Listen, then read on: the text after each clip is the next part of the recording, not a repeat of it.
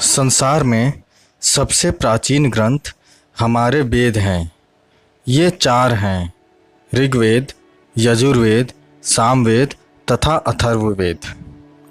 प्रत्येक वेदों को दो भागों में बांटा गया है, जिन्हें मंत्र तथा ब्राह्मण कहा जाता है। जिन ग्रंथों में मंत्रों का संग्रह है वे संहिता पुकारे गए। ब्राह्मण के तीन उपभाग हुए: ब्राह्मण, आरण्यक तथा उपनिषद। ब्राह्मण ग्रंथ मनुष्यों के नित्य प्रति के कर्मकांड से संबंधित है। इन्हीं में से एक ऐतरेय ब्राह्मण कहलाता है, जिसमें 40 अध्याय हैं। इस ऐतरेय ब्राह्मण का आविर्भाव किस प्रकार से हुआ, यह कथा उसी से संबंधित है।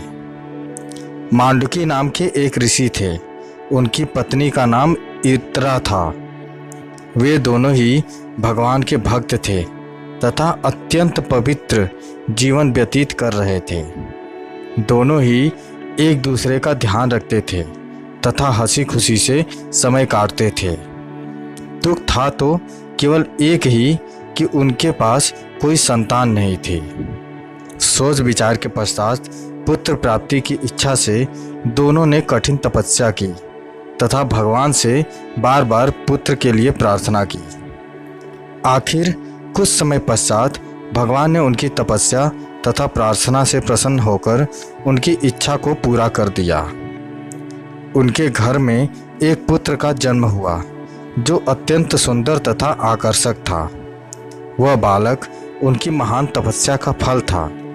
यद्यपि बचपन से ही वह बालक अलौकिक एवं चमत्कारपूर्ण घटनाओं का जनक था, लेकिन प्रायः चुप ही रहता था। काफ़ी दिनों के पश्चात उसने बोलना शुरू किया। आश्चर्य की बात यह थी कि वह जब भी बोलता वासुदेव वासुदेव ही कहता। 8 वर्ष तक उसने वासुदेव शब्द के अतिरिक्त और कोई शब्द नहीं कहा। वह आंखें बंद किए चुप बैठा ध्यान करता रहता। उसके चेहरे पर तेज बरसता तथा आँखों में तीव्र चमक थी। 8वें वर्ष में बालक का यज्ञोपवीत संस्कार कराया गया तथा पिता ने उसे वेद पढ़ाने का प्रयास किया, लेकिन उसने कुछ भी नहीं पढ़ा, बस वासुदेव नाम का संकीर्तन करता रहता। पिता हताश हो गए और उसे मूर्ख समझते हुए उसकी ओर ध्यान देना बंद कर दिया। परिणाम स्वरूप उसकी माता की ओर से भी उन्होंने मुंह फेर लिया। कुछ समय पश्चात मांडुकी ऋषि ने दूसरा विवाह कर लिया, जिससे अनेक पुत्र हुए। बड़े होकर वे सभी वेदों के तथा कर्मकांड के महान ज्ञाता हुए। चारों ओर उन्हीं की पूजा होती थी। बेचारी पूर्व पत्नी घर में ही उपेक्षित जीवन व्यतीत कर रही थी। उसके पुत्र ऐतरेय को इसका बिल्कुल भी ध्यान नहीं था। वह हर समय भगवान वासुदेव का नाम जपता रहता था तथा एक मंदिर में पड़ा रहता था। एक दिन माँ को अति क्षोभ हुआ। वह मंदिर में ही अपने पुत्र के पास पहुँची और उससे कहने लगी, तुम्हारे होने से मुझे क्या लाभ हुआ? तुम्हें तो कोई पूछता ही नहीं। मुझे भी सभी घृणा की दृष्टि से देखते हैं। बताओ, ऐसे जीवन से क्या लाभ है? माता की ऐसी दुखपूर्ण बातें सुनकर ऐतरेय को कुछ ध्यान हुआ। वो बोला, माँ, तुम तो संसार में आसक्त हो, जबकि यह संसार और इसके भोग विलास सब नाशवान है। केवल भगवान का नाम ही सत्य है। उसी का मैं जाप करता हूँ। लेकिन अब मैं समझ गया हूँ कि मेरा अपनी माँ के प्रति भी कुछ कर्तव्य है। मैं उसको अवश्य पूरा करूँगा और तुम्हें ऐसे स्थान पर पदासीन करूँगा जहाँ अनेक यज्ञ करके भी नहीं पहुँचा जा सकता। ऐतरेय ने भगवान विष्णु की सच्चे हृदय से वेदों की विधियों के अनुसार स्तुति की। इससे भगवान विष्णु प्रसन्न हो गए। उन्होंने साक्षात प्रकट होकर ऐतरेय और उसकी माता को आशीर्वाद दिया। पुत्र, यद्यपि तुमने वेदों का अध्ययन नहीं किया है, लेकिन मेरी कृपा से तुम सभी वेदों के ज्ञाता और प्रकांड पंडित हो जाओगे। तुम वेद के एक अज्ञात भाग की खोज करोगे, वह तुम्हारे नाम से ऐत्रेय ब्राह्मण कहलाएगा।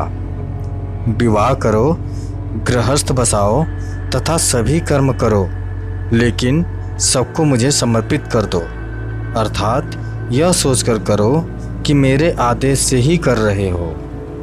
उनमें आसक्त मत होना, तब तुम संसार में नहीं फंसोगे।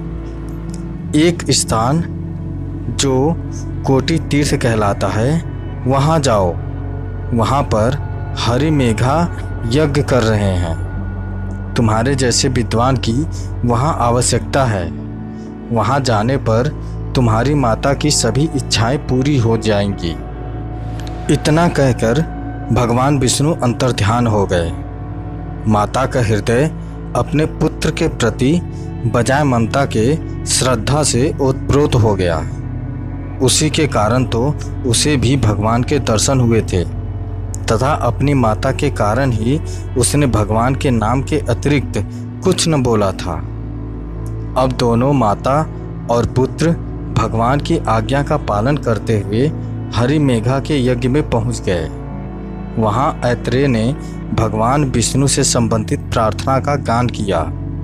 उसे सुनकर तथा उनके तेज और विद्वता से सभी उपस्थित विद्वान प्रभावित हो गए। हरि मेघा ने उन्हें ऊंचे आसन पर बैठाकर उनका परिचय प्राप्त किया तथा उनकी अवभगत की। ऐत्रेय ने यहीं पर वेद नवीन 40 अध्यायों का पाठ किया। ये पाठ अभी तक पूरी तरह से अज्ञात थे। बाद में ये पाठ ऐत्रेय ब्राह्मण के नाम से विख्यात हुए। हरि मेघा ने ऐत्रेय से अपनी पुत्री का विवाह कर दिया।